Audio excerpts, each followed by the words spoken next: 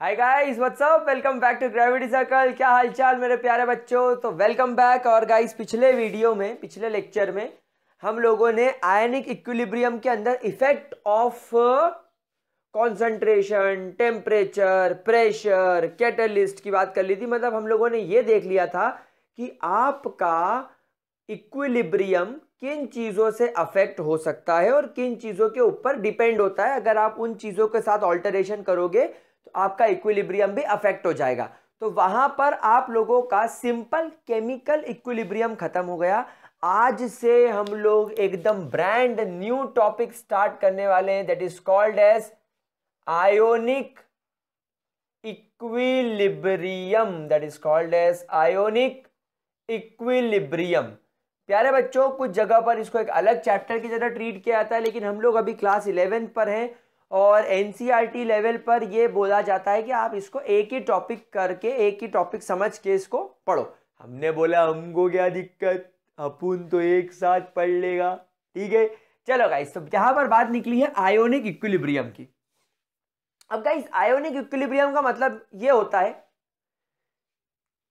कि अगर मान लीजिए आपके पास में कोई एक ऐसा सब्सटेंस है जो पानी में जाकर डिसोसिएट हो रहा है। मैंने क्या बोला?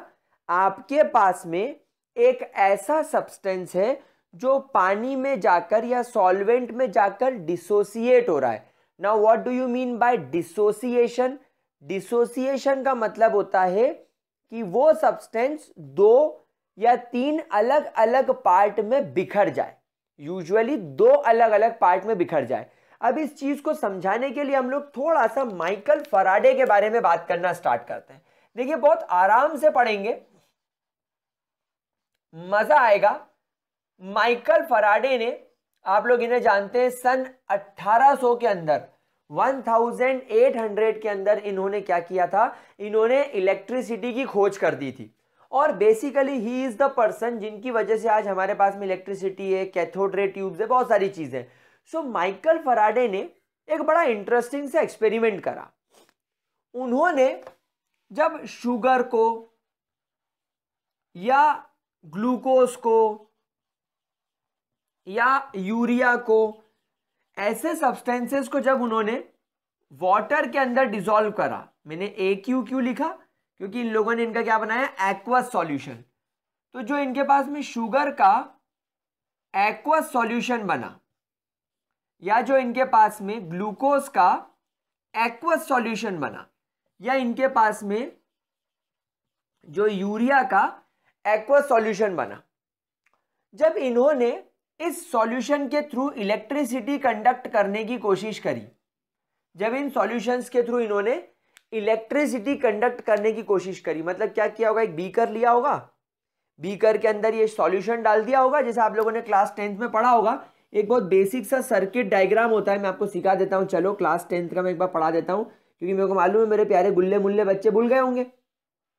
चल, हम तो भूल गए। तो देखो, एक बीकर में यहाँ पर रबर की एक प्लेट लगा ली, इसमें दो लोहे की कील गाड़ दी, ठीक है, और यहां पर इसको अच्छे तरीके से सॉल्यूशन से भर दिया। इस कील से एक वायर कनेक्ट किया, इस कील से यहां पर पहले एक स्विच लगा दिया और फिर यहां पर एक आपका बल्ब कनेक्ट कर दिया, इस तरीके से। ठीक है प्यारे बच्चों, कोई प्रॉब्लम? और यहां पर एक बैटरी लगा दी, यहां पर एक बैटरी लगा दी। अब जैसे ये स्विच ऑन करा, यहां से करंट फ्लो हुआ और करंट फ्लो होकर किसके पास आ गया? ये कील के पास। अब ये कील और ये कील आपस में जुड़े हुए नहीं है, तो सर्किट कैसे कंप्लीट होगा? मतलब हम चाहते हैं कि करंट यहां से फ्लो होता हुआ, इस वायर से फ्लो होता हुआ, इस स्विच को जैसे ही मैं ऑन करूंगा तो करंट फाइनली इस बल्ब तक पहुंचेगा और ये बल्ब ग्लो करने लग जाएगा। तो ये सर्किट कंप्लीट कैसे होगा?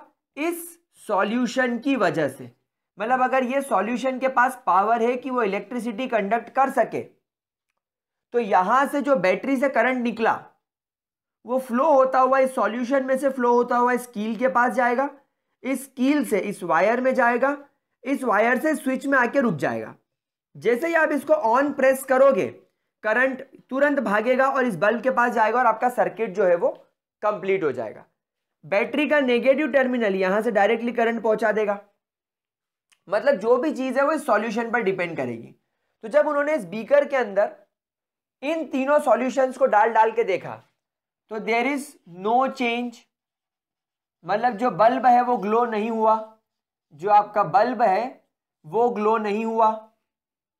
सेकेंड वाले के अंदर भी नो चेंज, यानी आपका जो बल्ब है वो ग्लो नहीं हुआ। तीसरे वाले के अंदर भी नो चेंज, यानी आपका जो बल्ब है वो ग्लो नहीं हुआ। क्या ये बात समझ में आ गई मेरे प्यारे बच्चों? माइकल फैराडे ने सबसे पहले ये बहुत प्यारा सा ऑब्जर्वेशन लिया। उनने बोला ठीक है कोई प्रॉब्लम नहीं है, हम एक काम करते हैं यहां पर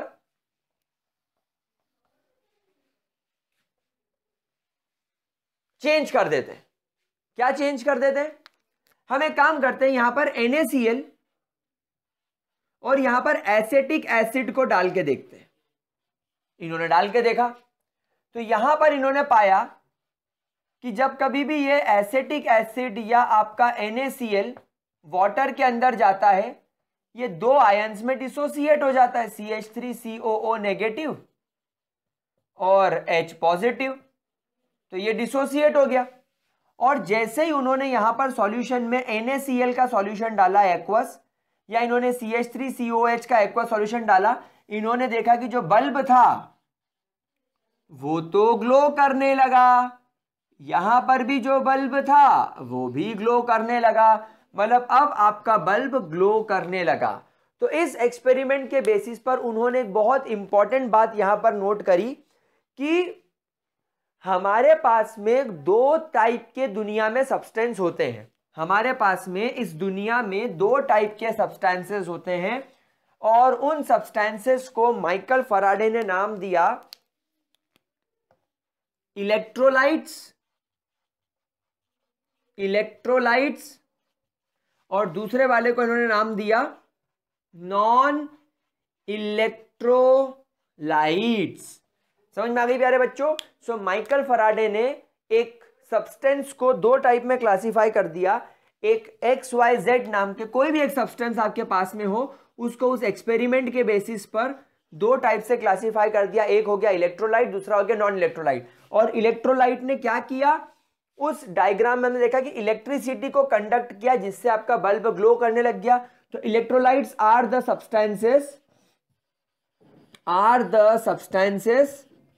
that dissociates in aqueous solution और in molten form। मतलब अगर आप उनको मेल्ट कर दोगे तो भी चलेगा, जो अपने molten फॉर्म में या aqueous फॉर्म में डिसोसिएट हो जाएंगे, यानी कि वो Na पॉजिटिव अलग हो जाएगा, Cl नेगेटिव अलग हो जाएगा, मतलब कैटायन अलग हो जाएगा, एनायन अलग हो जाएगा। So that dissociate in aqueous form or in their molten form into cation and anion, जो अपने cation anion में क्या हो जाएंगे, डिसोसिएट हो जाएंगे। एंड सबसे इंपॉर्टेंट बात, कैन कंडक्ट इलेक्ट्रिसिटी, जो इलेक्ट्रिसिटी कंडक्ट करेगा। और नॉन इलेक्ट्रोलाइट्स क्या होगा, ये ऐसे ऐसे सब्सटेंसेस है that do not dissociates into cation and anion, जो cation anion में डिसोसिएट नहीं होंगे, and cannot conduct इलेक्ट्रिसिटी। और ये बात हम लोग ऑलरेडी जानते हैं कि जिसके पास में फ्री आयन्स होंगे, फ्री कैटायन और फ्री एनायन होगा, वो ऑटोमेटिकली गुड कंडक्टर हो जाएगा, और जिसके पास में फ्री कैटायन और फ्री एनायन नहीं होगा वो ऑलरेडी बैड कंडक्टर रहेगा। तो गाइज यहां से हमारे पास में एक इंपॉर्टेंट चीज निकल के आई माइकल फैराडे के एक्सपेरिमेंट से कि सब्सटेंसेस दो प्रकार के होते हैं, इलेक्ट्रोलाइट्स एंड नॉन इलेक्ट्रोलाइट्स। क्या बात समझ में आ रही है? सो गाइज अभी धीरे धीरे मैं आपको लिंक सिखा रहा हूं आयोनिक इक्विलिब्रियम समझने के लिए। तो सबसे पहले इस पॉइंट को नोट करो जरा अच्छे तरीके से। मैंने आपको एग्जाम्पल के साथ सिखा दिया। देखो, ग्लूकोज, शुगर, यूरिया, ये सब नॉन इलेक्ट्रोलाइट्स है।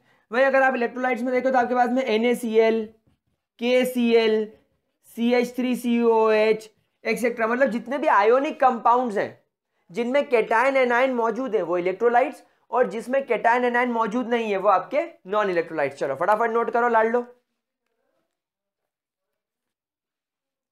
हो गया मेरे प्यारे बच्चों, इसको इतना नोट करा। नाउ थोड़ा और आगे चलते हैं और एक इंपॉर्टेंट बात और डिस्कस करते हैं। माइकल फराडे ने अपने एक्सपेरिमेंट्स को कंटिन्यू रखा, मतलब उन्होंने इलेक्ट्रोलाइट्स तो देख लिए कि हाँ भैया हमारे पास में इलेक्ट्रोलाइट्स नाम की चीज होती है, लेकिन उन्होंने फिर और एक चीज देखी कि हम इलेक्ट्रोलाइट्स को आगे और ज्यादा कैटेगराइज कर सकते हैं। मतलब आपके जो ये इलेक्ट्रोलाइट्स हैं, हम इन इलेक्ट्रोलाइट्स को और ज्यादा फर्दर क्लासिफाई कर सकते हैं इनटू 2 टाइप्स। उन्होंने देखा कि यार हमारे पास में एक सेट ऑफ ऐसे सब्सटेंसेस हैं जिन्हें हम कह सकते हैं कि ये नो डाउट हमारे स्ट्रॉन्ग इलेक्ट्रोलाइट्स हैं, और दूसरे कैटेगराइज कर सकते हैं वीक इलेक्ट्रोलाइट्स। सर दोनों में फर्क क्या देखा माइकल फराडे ने, तो वो मैं आपको बताता हूं। सो माइकल फराडे ने बोला कि अगर मान लीजिए मेरे पास में NaCl है, अगर मान लीजिए हमारे पास में NaCl है और इस NaCl को हम वाटर के अंदर ऐड करें तो ये डिसोसिएट हो जाएगा Na पॉजिटिव और Cl नेगेटिव के अंदर। लेकिन यहां पर हमने जो ऑब्जर्व किया वो किया 100% डिसोसिएशन। मतलब यहां पर माइकल फराडे का ये कहना था कि अगर आपने NaCl के 100 मोल्स लिए हैं तो शुरुआत में Na पॉजिटिव और Cl नेगेटिव के 0 मोल्स होंगे, लेकिन जब आप इसको पूरी तरीके से डिसॉल्व करेंगे तो फाइनली NaCl के 0 मोल्स बचेंगे और आपको 100 मोल्स कैटायन और 100 मोल्स एनायन मिलेगा। यानी अब आपका सोडियम क्लोराइड का एक भी पार्टिकल NaCl के फॉर्म में नहीं बचेगा, और पूरा पूरा NaCl टूट जाएगा Na पॉजिटिव और Cl नेगेटिव के अंदर। यानी you will observe 100% breakdown of NaCl। एक एक NaCl का पार्टिकल, एक एक NaCl का पार्टिकल पूरी तरीके से डिस्ट्रॉय हो जाएगा, पूरी तरीके से आयोनाइज हो जाएगा। तो ऐसे पार्टिकल्स को बोला जाता है, ऐसे सॉल्ट्स को बोला जाता है स्ट्रॉन्ग इलेक्ट्रोलाइट्स। तो आप इसको कैसे डिफाइन करेंगे? Strong electrolytes are the electrolytes, strong electrolytes ऐसे इलेक्ट्रोलाइट्स होते हैं दैट dissociates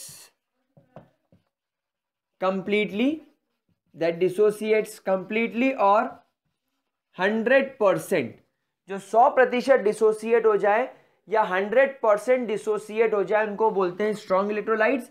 इसका बेस्ट एग्जांपल आप किसी भी टाइप के सॉल्ट को उठा लीजिए, KCl, NaCl, CaCl2, KNO3, HNO3, HCl, समझ गए, एक्सेट्रा। ये सब आपके क्या हो गए? स्ट्रॉन्ग इलेक्ट्रोलाइट्स की कैटेगरी में आ गए। NaOH, यानी आपके जितने एसिड्स होते हैं, आपके जितने बेसेस होते हैं, ये सब आपके स्ट्रॉन्ग इलेक्ट्रोलाइट की कैटेगरी में आएंगे। वही गाइस अगर हम लोग बात करें अबाउट वीक इलेक्ट्रोलाइट्स, तो आप बोलेंगे that they do not dissociates, that they do not dissociates completely, they do not dissociates completely और 100%, यानी आपको यहां पर 100% डिसोसिएशन देखने को नहीं मिलेगा। फॉर एग्जांपल अगर आपके पास में एसिटिक एसिड है तो आपको एसिटिक एसिड टूटता हुआ जरूर दिखाई देगा CH3COO नेगेटिव और H पॉजिटिव के अंदर, लेकिन अगर मान लीजिए आपने शुरुआत में इसके 100 मोल्स लिए हैं तो जब ये पानी में नहीं होगा तब तो ये डिसोसिएट नहीं होगा, लेकिन जैसे ये पानी में जाएगा और आफ्टर टाइम T, आप एक स्पेसिफिक टाइम के बाद देखोगे तो आपको इसके 95 मोल्स अभी भी अनडिसोसिएटेड फॉर्म में दिखेंगे और सिर्फ 5 मोल आपको CH3COO नेगेटिव और 5 मोल आपको H पॉजिटिव देखने को मिलेगा। और इसके बाद इसमें एक इक्विलिब्रियम आ जाएगा, इसके बाद इस डिसोसिएशन में एक इक्विलिब्रियम आ जाएगा। और अब क्या होगा? जैसे ही 95 मोल के बाद 1 मोल एसिटिक एसिड CH3COO नेगेटिव और H पॉजिटिव में टूटेगा, तुरंत उसी वक्त 1 मोल CH3COO नेगेटिव और 1 मोल H पॉजिटिव मिलकर 1 मोल CH3COH बना लेंगे। यानी अब ये कौन सी कंडीशन हो गई यहां पर, इक्विलिब्रियम। तो यहां पर ये क्या अचीव कर लेगा, इट अचीव्स इक्विलिब्रियम। क्या बात समझ में आ गई। एंड ऐसे सॉल्ट्स को या ऐसे सब्सटेंसेस को वीक इलेक्ट्रोलाइट बोला जाता है। Is that clear to you guys. क्या इसके अंदर किसी तरीके की कोई प्रॉब्लम, पक्की बात। तो यहां पर एसिटिक एसिड को सिर्फ 5% डिसोसिएशन ही होता हुआ देखने को मिलता है। मतलब एसिटिक एसिड मात्र 5% डिसोसिएट होता है, उसके अलावा नहीं होता। क्या बात समझ में आ गई। क्या इसके अंदर किसी भी तरह की कोई दिक्कत, जल्दी से इसको नोट करो, नोट करो, नोट करो। तो अब आपको समझ में आ गया कि आयोनिक इक्विलिब्रियम क्या है। अब आपको वीक इलेक्ट्रोलाइट्स में क्या पढ़ना है, आयोनिक इक्विलिब्रियम। यानी आपके जो वीक इलेक्ट्रोलाइट्स हैं, आपने देखा कि वो पूरी तरीके से तो टूटते नहीं है। मतलब अब आपके सॉल्यूशन में, मतलब अब पानी के अंदर 95 मोल्स आपका ओरिजिनल सॉल्ट भी है, आपका ओरिजिनल इलेक्ट्रोलाइट भी है, और 5% या 5 मोल केटायन है, ये रहा, और 5 मोल एनायन है। तो अब आयोनिक इक्विलिब्रियम क्या हुआ, ये एक ऐसा इक्विलिब्रियम है जो आपके इलेक्ट्रोलाइट और इलेक्ट्रोलाइट के आयंस के बीच में डेवलप होता है। इसके पहले क्या होता था, रिएक्टेंट और प्रोडक्ट के बीच में होता था, केमिकल इक्विलिब्रियम। लेकिन आयोनिक इक्विलिब्रियम किस में एस्टेब्लिश हो रहा है, आपके इलेक्ट्रोलाइट और उसके केटायंस के बीच में और एनायंस के बीच में। आया फंडा समझ में। तो क्या आपने इसका स्क्रीनशॉट ले लिया, चलो बहुत बढ़िया। अब हम लोग यहां पर आयोनिक इक्विलिब्रियम को डिफाइन करने की पूरी कंडीशन में आ चुके हैं। आप लोगों को एक, जिसको बोलना चाहिए, पूरा आपके दिमाग में एक पिक्चर क्लियर हो गई है। So what is ionic equilibrium, तो it is the equilibrium, it is the equilibrium developed between the electrolyte and its ions in aqueous form, in aqueous form। क्या बात समझ में आ गई। इसका बेस्ट एग्जांपल क्या लिखेंगे, CH3COOH। जैसे आप इसको वाटर के अंदर डालोगे एक्वस फॉर्म में, ये डेवलप ये चेंज हो जाएगा CH3COO नेगेटिव और H पॉजिटिव के अंदर, और ये वापस से ऐसे हो जाएगा। सो जब ये 95% ये बचेगा और 5% ये और 5% ये बन जाएगा, तब इसके अंदर इक्विलिब्रियम आ जाएगा। क्या बात समझ में आ गई। तो अब जैसे ही 1% एसिटिक एसिड टूट के अपने एनायन और केटायन में जाएगा, 1% एनायन और 1% केटायन जुड़ेंगे और वापस से 1% CH3COH बना लेंगे। तो यहां पर जो इक्विलिब्रियम जनरेट हुआ, ये इक्विलिब्रियम कोई सब्सटेंसेस के बीच में नहीं है, ये एक इलेक्ट्रोलाइट और उसके आयंस के बीच का इक्विलिब्रियम है, जो हम लोगों को स्टडी करना है। समझ में आ गई प्यारे बच्चों, नोट इट डाउन, लिख लिया, क्लियर हो गया प्यारे बच्चों, कोई दिक्कत के अंदर। चलो ग्रेट। आप लोगों को आयोनिक इक्विलिब्रियम की स्टार्टिंग समझ में आ गई है। मतलब आज का जो वीडियो है हम लोगों का, आज का जो टॉपिक हम लोग स्टार्ट करने वाले हैं अबाउट आयोनिक इक्विलिब्रियम, आप लोगों को पता चल गया कि आयोनिक इक्विलिब्रियम होता क्या है।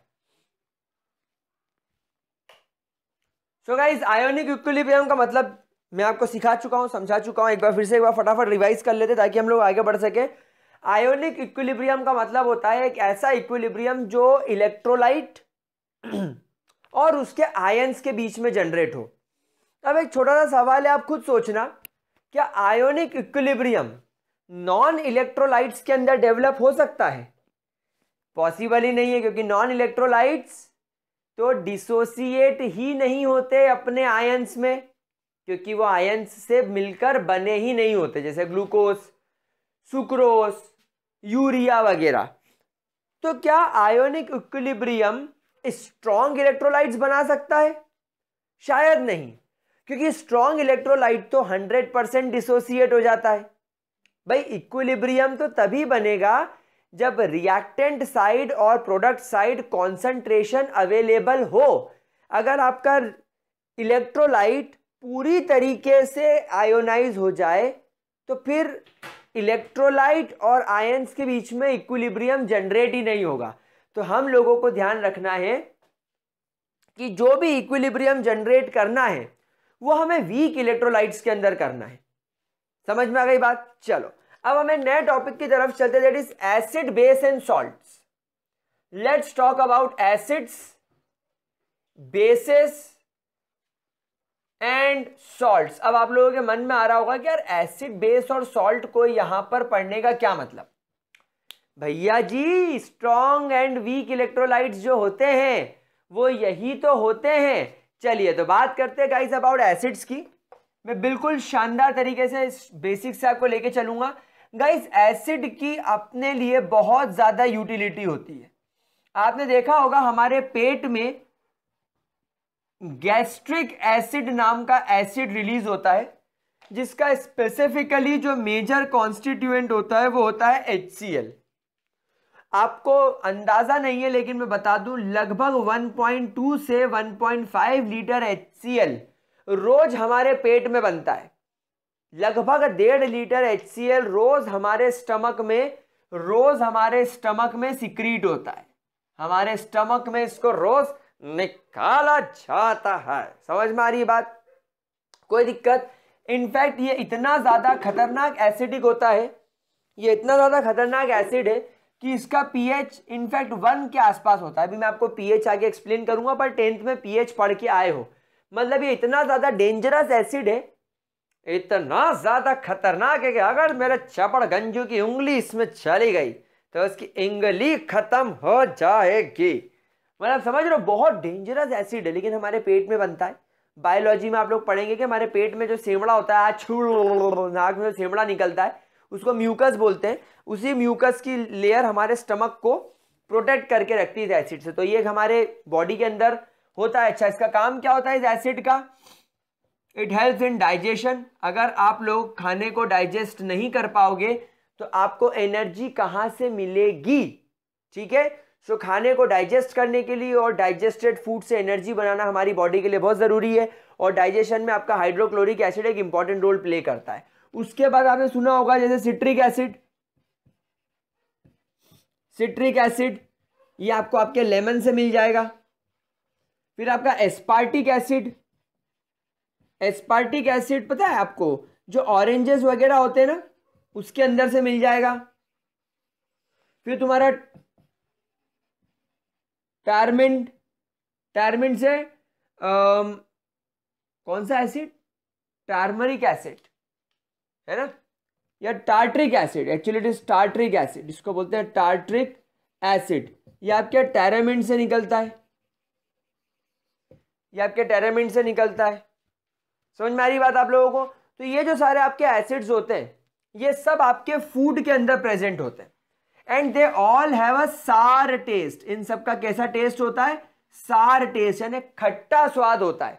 और गाइस इसीलिए आपके एसिड का जो नाम निकला ना वो एक ग्रीक वर्ड से निकला, that is called as acids, which means sour taste. तो एसिड्स मतलब ऐसे सब्सटेंस जिनका स्वाद खट्टा हो। क्या ये बात समझ में आ गई? सो एसिड्स ऐसे सब्सटेंसेस होते हैं जिनका टेस्ट खट्टा हो। ये ग्रीक वर्ड एसिडस से निकला है। उसके अलावा मैं आपको एक बात और सिखा दूं, अगर आप लिटमस टेस्ट करें, अगर आप लिटमस टेस्ट करें तो लिटमस में क्या करेगा? ब्लू लिटमस को रेड में कन्वर्ट कर देगा। यानी acid have the power to convert blue litmus paper into red, या ब्लू लिटमस का अगर आपके पास में पेपर ना होते हुए अगर सॉल्यूशन है तो वो उसको रेड कलर के सॉल्यूशन में बदल सकता है। क्या ये बात समझ में आ गई? क्या इसके अंदर किसी भी तरीके का कोई दिक्कत, कोई परेशानी? ध्यान रखना, जितने भी स्ट्रॉन्ग एसिड्स होते हैं, अगर आपके पास में कोई एसिड बहुत ज़्यादा स्ट्रॉन्ग है तो उसका नेचर कोरोसिव हो सकता है, यानी वो कोरोजन कॉज कर सकता है, उस लेयर को, उस जगह को खराब कर सकता है, डिस्ट्रॉय कर सकता है, डिटोरिएट कर सकता है। समझ में आ गई बात आप लोगों को? कोई दिक्कत? अच्छा, मैंने इसको एसिडस को ग्रीक वर्ड बोल दिया क्या? सॉरी, एसिडस ग्रीक वर्ड नहीं होता एक्चुअली, आई थिंक ये लैटिन वर्ड होता है। यस, तो ध्यान रखिए it is a Latin word, ठीक है। और टेरामिंट आपकी इमली होती है। ये 2-3 बातें मैंने आपको बेसिक क्लियर कर दिया, एक बार आपको क्लियर हो जाएगा अच्छे तरीके से, ठीक है। तो प्यारे बच्चों ये आपके एसिड के बारे में बात हो गई, ठीक है। कोई दिक्कत के अंदर किसी भी तरीके की कोई परेशानी, पक्की बात, क्लियर। चलो अब आपके मन में ढेरों सवाल उठ रहे होंगे कि सर एसिड के बारे में और बताइए। तो यार एसिड के बारे में अभी तो इतना बेसिक मुझे पता है, मैंने आपको इतना बता दिया। अभी हम लोगों को चलना पड़ेगा ना आरेनियस के पास, एक साइंटिस्ट के पास चलेंगे अभी हम, और उनसे और डिटेल में पूछेंगे कि सर एसिड के बारे में थोड़ा और बताओ ना यार, अभी इतने में क्या मजा आ रहा है। लेकिन कुछ एक बेसिक बातें हमें पता चल गई, ठीक है। चलो इसके बाद हम चलते हैं सेकेंड चीज के पास जिसका नाम है बेस, क्योंकि बेबी को तो बेस पसंद है, बेबी को बेस पसंद है। तो व्हाट आर बेस? तो प्यारे बच्चों base are basically bitter in taste, BITTER, basically इनको क्या बोलते हैं? Bitter taste. इनका टेस्ट कड़वा होता है, और जब आप किसी भी बेस को टच करेंगे ना तो आपको एक बिल्कुल सोपी टच फील होगा। सोपी मतलब आप अगर किसी साबुन को टच करोगे तो कैसा चिकना चिकना, आहा चिकना चिकना चिकना, आहा चिकना चिकना, वैसा आपको चिकना चिकना टेस्ट आएगा। टेस्ट नहीं, सॉरी टच। इसका टच आपको बिल्कुल सोपी टच रहेगा, जैसे आप साबुन को छू रहे हो, झाग को छू रहे हो। और स्वाद कैसा रहेगा? बिल्कुल बिल्कुल कड़वा रहेगा। क्या ये बात समझ में आ गई आप लोगों को? अच्छा, अगर मान लीजिए आपके पास में कोई स्ट्रॉन्ग बेस आ गया, मान लो अगर कोई बेस भी आपके पास में बहुत स्ट्रॉन्ग है, तो एसिड की तरह ये भी कोरोसिव हो सकता है। मतलब जिस प्रकार एसिड आपकी त्वचा को, आपकी बॉडी को, आपके कपड़ों को, किसी भी चीज को जला सकता है, ठीक उसी तरह बेस भी बहुत ज्यादा कोरोसिव नेचर का हो सकता है। अगर आप बेस का लिथमस टेस्ट करेंगे, अगर आप बेस के लिए लिथमस टेस्ट करेंगे तो यहां पर केस उल्टा हो जाएगा। ये रेड लिथमस पेपर को ब्लू में कन्वर्ट कर देगा। जैसे एसिड ब्लू को रेड में ले जाता था, भाई सीधी सी एक बात ध्यान रखना, अगर एसिड तुम पे गिर गया तो तुम्हारी लाल हो जाएगी। समझ गए? एसिड गिरा तो हमारी लाल हो जाएगी। तो एसिड क्या करेगा? ब्लू लिथमस को रेड कर देगा। और ब्लू अगर रेड ब्लू में हो जाए तो वो बेस उल्टा हो जाएगा। समझ में आ रही है मेरे प्यारे बच्चों? कोई दिक्कत इसके अंदर, कोई परेशानी? अच्छा, इसके कुछ एग्जाम्पल, जैसे आपका मान लीजिए सोडा, आपका बेकिंग सोडा जो आप खाने वगैरह के अंदर यूज करते हो, बेकिंग सोडा वगैरह इसका एक अच्छा एग्जाम्पल है। लोगों को जनरली जब एसिडिटी होती है तो एक मार्केट में दवाई आती है जिसको बोलते हैं डाइजीन या वो जेल्यूसिल। तो वो कुछ नहीं है, it is nothing but milk of magnesia. Milk of magnesia बेवकूफ बनाने का नाम है, actually it is magnesium hydroxide. हम केमिस्ट्री में, हम जो केमिस्ट्री वाले लोग हैं उसको मैग्नीशियम हाइड्रोक्साइड समझते हैं। ये गाढ़ा गाढ़ा लिक्विड होता है, ये बहुत ज्यादा बेसिक नेचर का होता है। So milk of magnesia, sodium soda, then आपका वॉशिंग सोडा जो आपके डिटर्जेंट्स वगैरह होते हैं, ये सब आपके कहीं ना कहीं बेसिक नेचर के हो जाते हैं। So all these are called as bases. Sir bases के बारे में और डिटेल में आपने इंफॉर्मेशन नहीं दी। अरे तो मैंने बताया ना, अभी आरेनियस के पास चलेंगे, फिर ब्रॉन्स्टेड लोवरी के पास चलेंगे, फिर लुइस अंकल से बात करेंगे। अभी अपने को 3 लोगों से अपॉइंटमेंट है। इन दोनों एसिड और बेस के बारे में और डिटेल में जानने के लिए हमारी अभी 3 लोगों से अपॉइंटमेंट है। इन 3 लोगों से मैंने टाइम ले लिया है कि मेरे प्यारे बच्चों को मिलवाने वाला हूं मैं।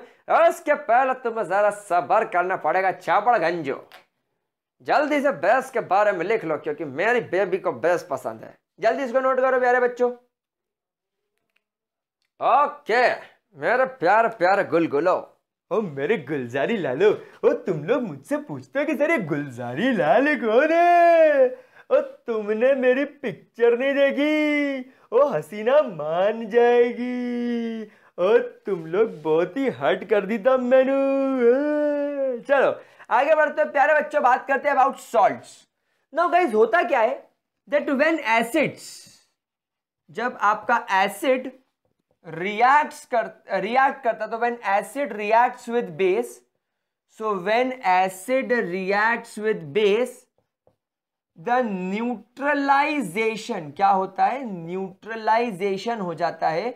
सो when acid reacts with base the neutralisation reaction takes place. Neutralisation reaction takes place, एक न्यूट्रलाइजेशन टाइप की रिएक्शन होने लग जाती है, and it gives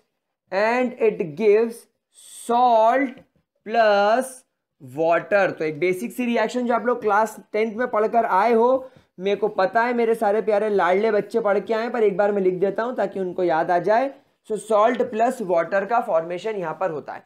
for example, अगर आपके पास में एक HCl नाम का एसिड है और अगर आप उसको बेस NaOH के साथ रिएक्ट कराते हो तो यहां पर आपको H2O यानी यहां से OH और यहां से H2O बना लेगा और ये Na और ये Cl मिलकर आपका सॉल्ट बना लेंगे। तो ये बन गया आपका सॉल्ट और ये बन गया आपका water.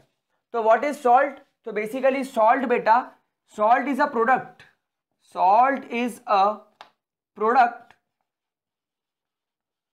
of neutralization, salt is a product of neutralization of an acid with base, यानी जब कभी भी एक एसिड को बेस के साथ न्यूट्रलाइज किया जाएगा सॉल्ट नाम का प्रोडक्ट बनेगा। Salt consist of a cation, salt एक कैटायन एंड एनायन। सॉल्ट किससे बनता है? कैटायन एंड एनायन से। हम लोग सब जानते हैं कि जो आपका कैटायन होता है वो पॉजिटिवली चार्ज होता है और एनायन आपका नेगेटिवली चार्ज होता है। तो हम लोग सब जानते हैं फिजिक्स में या आपने हमेशा साइंस में पढ़ा है, अपोजिट अट्रैक्ट्स, और यहां पर ये पॉजिटिव चार्ज है, ये नेगेटिव चार्ज है। तो consist of cation and anion held together by, यानी इन दोनों को साथ में कौन जोड़े रखता है? So it is held together by a very strong, held together by a very strong electrostatic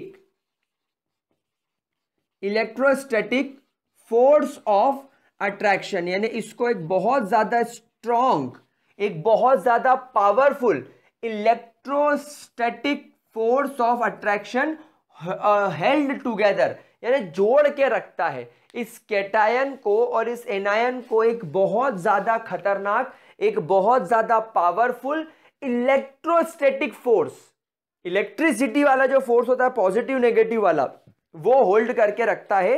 and इस इलेक्ट्रोस्टैटिक फोर्स ऑफ अट्रैक्शन को आप लोग क्लास 10th में इलेक्ट्रोवेलेंट बॉन्ड नाम से पढ़ के आए हैं, जिसको आप लोग कॉमन भाषा में आयोनिक बॉन्ड बोलते हो। आप लोग सब जानते हो बॉन्ड कुछ नहीं होता, बॉन्ड तो नाम दिया गया है, बॉन्ड असलियत में अट्रैक्शन है।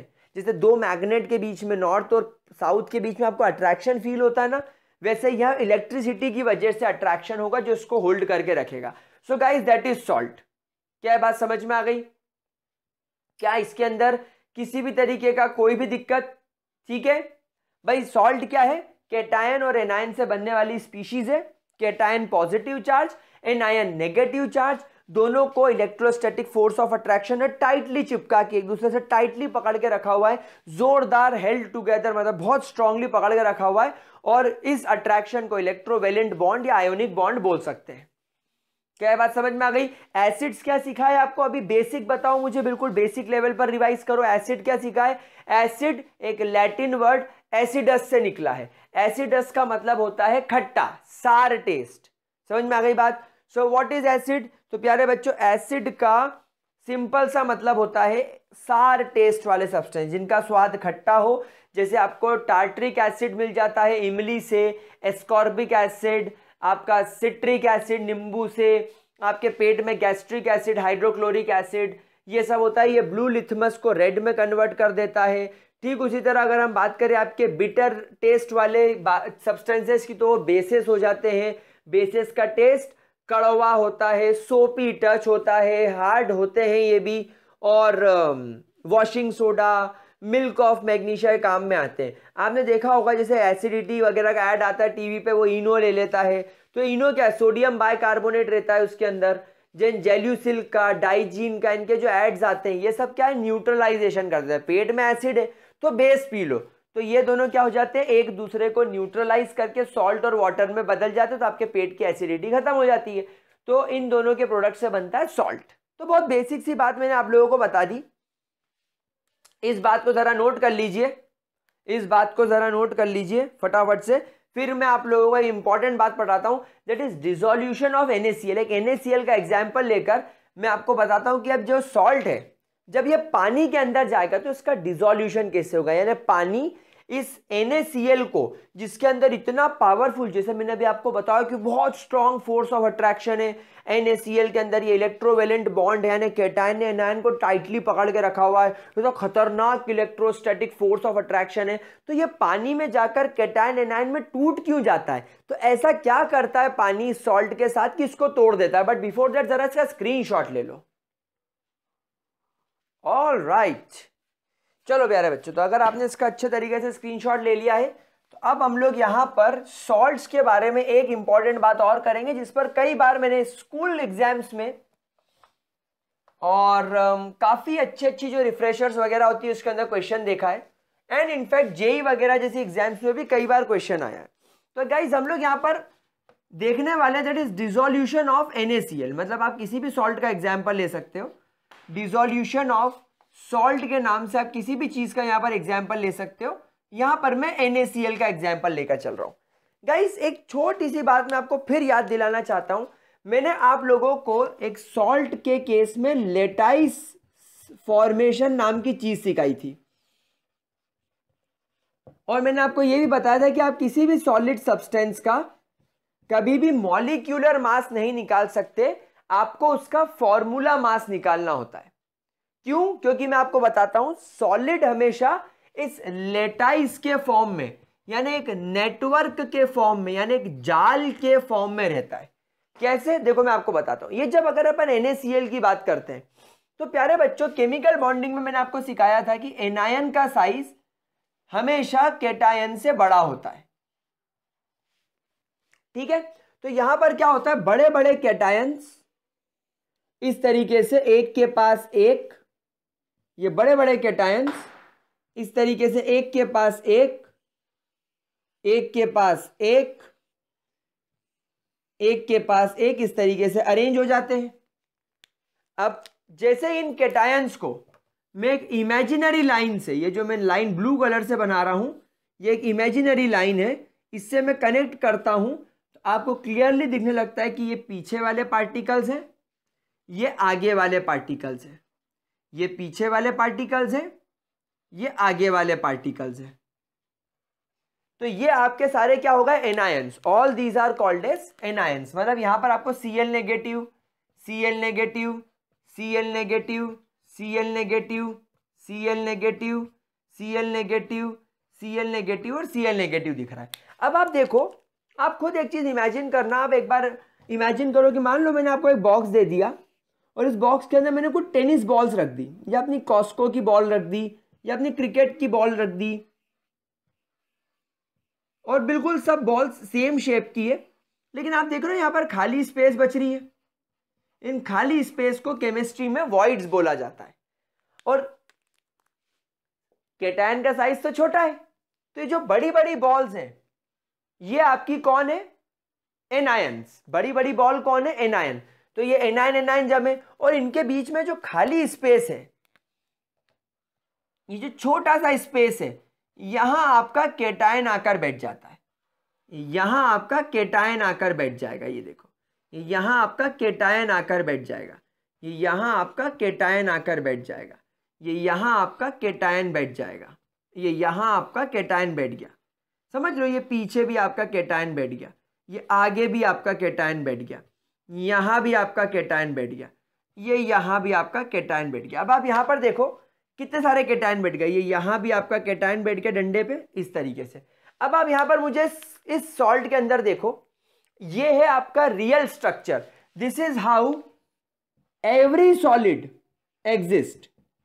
हर दुनिया में हर सॉलिड को इसी तरीके से एग्जिस्ट करता है आपका NaCl। और इनफैक्ट ये तो मैंने एक बनाया है, ये तो मैंने सिर्फ एक बनाया है। ऐसे अनगिनत क्लस्टर्स, एक के पास एक, इसके ऊपर, इसके नीचे, इसके लेफ्ट, इसके राइट, इसके आगे, इसके पीछे होते, क्योंकि ये क्यूब लाइक स्ट्रक्चर दिख रहा है प्यारे बच्चों।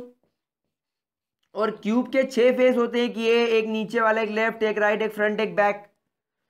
तो ये क्यूब के ऊपर क्यूब रखो, क्यूब के नीचे क्यूब रखो, क्यूब के इधर क्यूब रखो, क्यूब के इधर रखो, क्यूब के आगे, क्यूब के पीछे, और ऐसे ऐसे उसको जोड़ते चलो, जोड़ते चलो, तो एक बड़ा सा स्ट्रक्चर बन जाता है। तो आपके पास जो नमक है, जो आप घर पे नमक वगैरह खाते हो, उस नमक के एक दाने में इसके जैसे करोड़ों स्ट्रक्चर होते हैं। अब मुझे एक बात बताओ, ये सॉलिड जो कि रियलिटी में एक नेटवर्क के फॉर्म में या लेटाइस के फॉर्म में आपको दिख रहा है, क्या आप मुझे बता सकते हो कि इसमें एक NaCl का मॉलिक्यूल कहां है? क्या आप मुझे इसमें बता सकते हो कि एक NaCl का मॉलिक्यूल कहां है? आप बोलोगे सर एक काम करो ना, ये Na और ये Cl मान लो, ये एक NaCl हो गया। तो मैं बोलूंगा क्यों ये Na और ये Cl क्यों नहीं? आप बोलोगे सर एक काम करो, ये Cl और ये Na को मान लो। तो मैं बोलूंगा कि ये Na और ये Cl क्यों नहीं? समझ रहे हो? तो एक्चुअली क्या हो रहा है, यहां पर आपको कोई स्पेसिफिक मॉलिक्यूल दिख ही नहीं रहा है। तो इन लेटाइस आप ऐसा क्लियरली लिखेंगे that in lattice we cannot find a single molecule. Single molecule आपको कहां देखने को मिलेगा? सिर्फ गैस और लिक्विड में। क्यों? क्योंकि गैस के पार्टिकल्स एक दूसरे से दूर होते हैं, स्टेट्स ऑफ मैटर में सीखा, और लिक्विड के पार्टिकल्स एक दूसरे के करीब होते हैं लेकिन उनके बीच में फिर भी गैप होता है। तो यहां पर इंडिविजुअल मॉलिक्यूल अलग अलग है, लेकिन सॉलिड में तो मालूम ही नहीं पड़ रहा है कौन सा मॉलिक्यूल किसका है, कौन सा कैटायन किसका है, कौन सा एनायन किसका है। तो आपको यहां पर सिंगल मॉलिक्यूल नहीं देखने को मिलेगा। तो रियलिटी में मेरे प्यारे बच्चों आपका सोडियम क्लोराइड सॉल्ट कुछ इस तरीके का है। क्या ये बात समझ में आ गई आप लोगों को? अब थोड़ा आगे चलते हैं। लेटाइस फॉर्मेशन आपको समझ में आ गया, लेटाइस का कॉन्सेप्ट आपको समझ में आ गया। अब आपने जैसे इस डिसोल्यूशन की हम लोग बात कर रहे हैं, तो डिसोल्यूशन होगा काहे में? डिसोल्यूशन होगा आपके वाटर में। तो जैसे ही आप वाटर के अंदर इसको डालेंगे, तो मैं आपको पहले जरा वाटर का स्ट्रक्चर सिखा दूं। वाटर के अंदर क्या होता है कि एक ऑक्सीजन दो हाइड्रोजन से कनेक्टेड होता है, जिसमें ऑक्सीजन बीइंग मोर इलेक्ट्रोनेगेटिव, इस पर पार्शियल नेगेटिव चार्ज होता है और इस पर पार्शियल पॉजिटिव चार्ज होता है। सिमिलरली यहां पर आपको एक वाटर मॉलिक्यूल दिखेगा with partial negative and partial positive charge. Similarly आपको यहां पर वाटर मॉलिक्यूल मिलेगा, partial negative and partial positive charge. Similarly आपको यहां पर वाटर मॉलिक्यूल मिलेगा with partial negative and partial positive charge. Similarly आपको यहां पर वाटर मॉलिक्यूल मिलेगा, सिमिलरली आपको यहां पर वाटर मॉलिक्यूल मिलेगा। तो क्या होगा, जैसे ही आपने नमक को पानी के अंदर डाला, पानी के मॉलिक्यूल नमक को चारों ओर से घेर लेंगे, नॉट चारों, छह तरफ से, ऊपर से, नीचे से, लेफ्ट से, राइट से, आगे से, पीछे से घेर लेंगे। अब घेर के क्या करेंगे भाई? ऑक्सीजन पर नेगेटिव चार्ज, सॉल्ट के कैटायन पर पॉजिटिव चार्ज, तो ये इस पर एक अटैक करेगा, ये ऑक्सीजन इस पर अटैक करेगा, ये ऑक्सीजन इस पर अटैक करेगा। फिर क्या होगा? फिर आप देखो, ये क्लोरीन पर नेगेटिव चार्ज, तो ये हाइड्रोजन इन क्लोरीन्स पर अटैक करेगा, ये हाइड्रोजन इन क्लोरीन्स पर अटैक करेगा, ये हाइड्रोजन इन क्लोरीन्स पर अटैक करेगा। समझ रहे हो? तो यहां पर आपका जो वाटर है वो क्या कर रहा है? आपका वाटर इसके कैटायन और एनायन पर अटैक कर रहा है। वाटर इतना अच्छे तरीके से अटैक क्यों कर पा रहा है? क्योंकि वाटर भी अपने आप में एक पोलर मॉलिक्यूल है। वाटर अपने आप में एक बहुत प्यारा पोलर मॉलिक्यूल है, जिसमें ऑक्सीजन के ऊपर पार्शियल नेगेटिव चार्ज कंसंट्रेटेड है और हाइड्रोजन पर पार्शियल पॉजिटिव चार्ज कंसंट्रेटेड है। और हम लोग सब जानते हैं कि नेचर में अपोजिट एक दूसरे को अट्रैक्ट करता है। तो यहां पर जो कैटायन और एनायन बना हुआ है, इस एनायन पर हाइड्रोजन नाम का एटम जिस पर पार्शियल पॉजिटिव चार्ज है, वो इस नेगेटिवली चार्ज क्लोरीन को अपनी ओर अट्रैक्ट करने की कोशिश करेगा। ये ऑक्सीजन जिस पर नेगेटिव चार्ज है, वो पॉजिटिवली चार्ज सोडियम को अट्रैक्ट करने की कोशिश करेगा। और इस वजह से क्या होगा? ध्यान से सुनना, water will try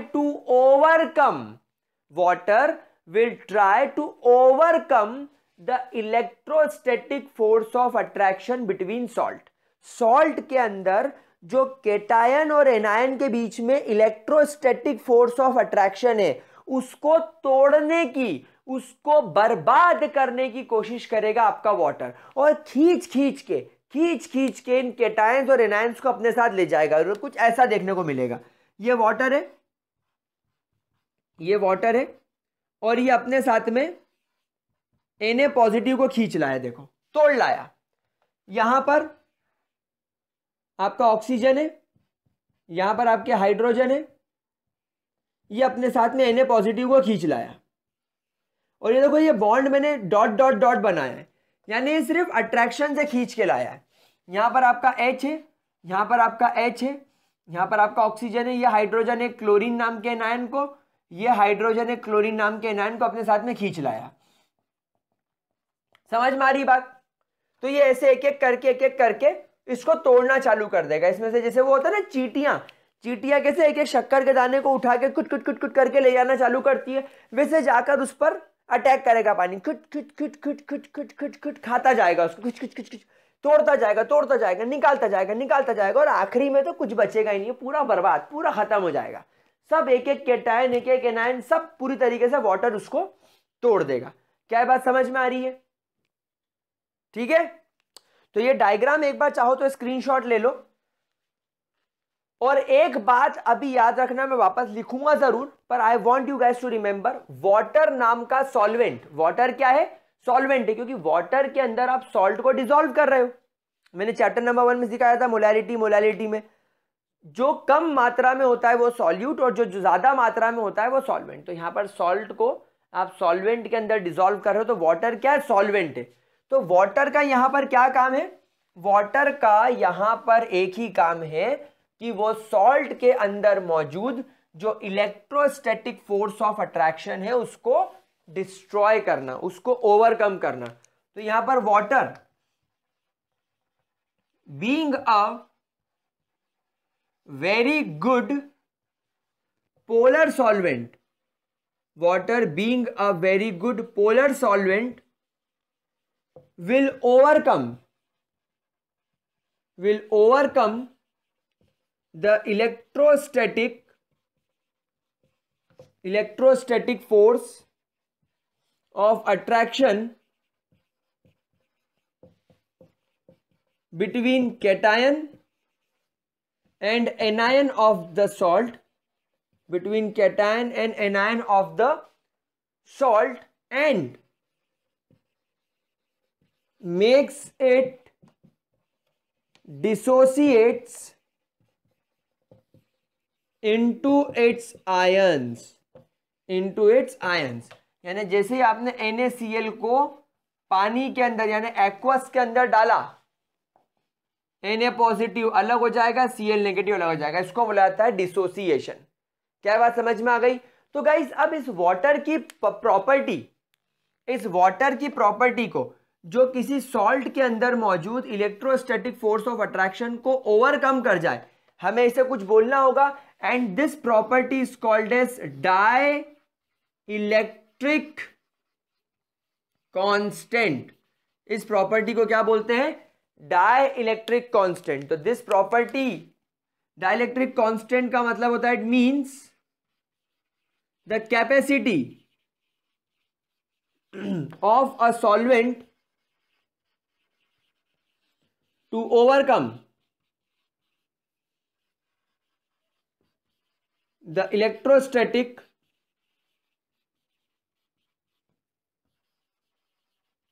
force of attraction, to overcome the electrostatic force of attraction present in the salt। एक चीज और ध्यान रखना कि आपका जो डाई इलेक्ट्रिक कांस्टेंट है is inversely proportional to the electrostatic force of attraction. समझ गए?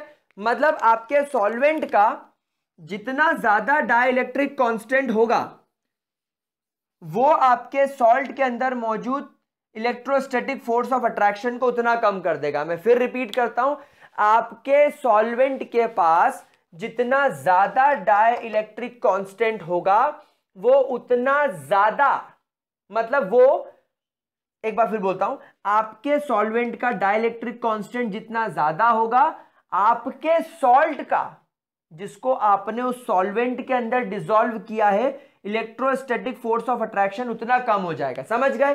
मतलब आपने मान लो NaCl लिया, तो NaCl के अंदर कुछ इलेक्ट्रोस्टैटिक फोर्स ऑफ अट्रैक्शन है, अब आपने उसको पानी के अंदर डाल दिया, तो अब पानी का डाई इलेक्ट्रिक कांस्टेंट जितना ज्यादा होगा, पानी का डाई इलेक्ट्रिक कांस्टेंट जितना ज्यादा होगा, वो इस NaCl के अंदर जो इलेक्ट्रोस्टैटिक फोर्स ऑफ अट्रैक्शन अभी बना है वो उसको उतना घटा देगा, वो उसको उतना कम कर देगा। और अगर इन दोनों के बीच का फोर्स ऑफ अट्रैक्शन कम हो गया, इन दोनों के बीच का अट्रैक्शन अगर घट गया, तो ये केटायन और एनायन में बिखर जाएगा, केटायन और एनायन में डिसोसिएट हो जाएगा। समझ में आ गया कॉन्सेप्ट? क्या बोला मैंने? सिंपल सी बात है कि अगर आपने सॉल्वेंट का डाइलेक्ट्रिक कांस्टेंट हाई रखा, रखते हम नहीं है, वो नेचुरली होता है, वो उसकी प्रॉपर्टी होती है, अलग अलग सॉल्वेंट का अलग अलग होता है। लेकिन अगर आपने एक ऐसा सॉल्वेंट चूज करा जिसका डाइलेक्ट्रिक कांस्टेंट ज्यादा है, तो वो सॉल्ट की वाट लगा देगा, उसके इलेक्ट्रोस्टैटिक फोर्स ऑफ अट्रैक्शन को उतना कम कर देगा। मतलब वो सॉल्ट उस सॉल्वेंट के अंदर जाके उतना ज्यादा बिखर जाएगा, उतना ज्यादा केटायन और एनायन में टूट जाएगा। जल्दी से स्क्रीनशॉट लो, मेरे को आपको वाटर के डाइलेक्ट्रिक कांस्टेंट की वैल्यू लिखवानी है, ठीक है? चलो ग्रेट। तो अब हम लोग यहां पर सीधी सी बात करते हैं कि मान लीजिए आपका जो वाटर है, तो यहां पर सब स्टार बना के लिखेंगे that dielectric constant of water is 80। Water का डाइलेक्ट्रिक कांस्टेंट कितना होता है? 80। Therefore it reduces the electrostatic force, therefore it reduces the electrostatic force of attraction in a salt। किसी भी एक सॉल्ट के अंदर, कोई भी सॉल्ट हो वो, उस सॉल्ट के अंदर या उस इलेक्ट्रोलाइट के अंदर, सॉल्ट की जगह आप चाहें तो आप इलेक्ट्रोलाइट भी लिख सकते हैं, आपको इलेक्ट्रोलाइट सिखा चुका हूं अभी इसी लेक्चर में। सो किसी भी सॉल्ट के अंदर या इलेक्ट्रोलाइट के अंदर जो इलेक्ट्रोस्टैटिक फोर्स ऑफ अट्रैक्शन है उसको रिड्यूस कर देगा बाय 80 टाइम्स, उस फोर्स को वो 80 टाइम्स कम कर देगा। देयरफॉर, इसी वजह से, एंड हेंस, ऐसा लिखना चाहिए मुझे, and hence water is also called as universal solvent. इसीलिए इसको यूनिवर्सल सॉल्वेंट बोला जाता है। It is called as universal solvent, मतलब इसका डाइलेक्ट्रिक कांस्टेंट सॉल्वेंट्स में सबसे ज्यादा हाई है। 80 किसी का नहीं होता। आप गूगल वगैरह पे सर्च करोगे तो 78.9 या 78.5 के आसपास लिखा जाता है, अपनी एनसीईआरटी 80 मानती है। तो किसी भी सॉल्ट के इलेक्ट्रोस्टैटिक फोर्स ऑफ अट्रैक्शन को ये 80 गुना कम कर देगा। क्यों? क्योंकि मैंने आपको अभी NaCl का डायग्राम बना के बताया ही था, एकदम चींटियों की तरह अटैक करते हैं। शक्कर पे चींटी कैसे टूट पड़ती है, फिर तोड़ तोड़ के जाती है, शक्कर गायब, चींटी भी सब खा जाती है। वैसे वाटर उस पर 6 तरफ से अटैक करके NaCl को तोड़ तोड़ के अपने साथ ले जाता है, क्योंकि उसका डाइलेक्ट्रिक कांस्टेंट उतना ज्यादा हाई है। तो वो वाटर क्या करेगा, सॉल्ट के इलेक्ट्रोस्टैटिक फोर्स ऑफ अट्रैक्शन को 80 गुना कम कर देगा, क्योंकि उसका डाइलेक्ट्रिक कांस्टेंट 80 है। तो सॉल्ट का या इलेक्ट्रोलाइट का जो फोर्स ऑफ अट्रैक्शन है वो 80 टाइम्स कम हो जाएगा, क्योंकि इनवर्स प्रोपोर्शन का रिलेशनशिप है। ये ज्यादा तो ये कम। समझ में आ गई बात आप लोगों को? कोई दिक्कत? Note it down.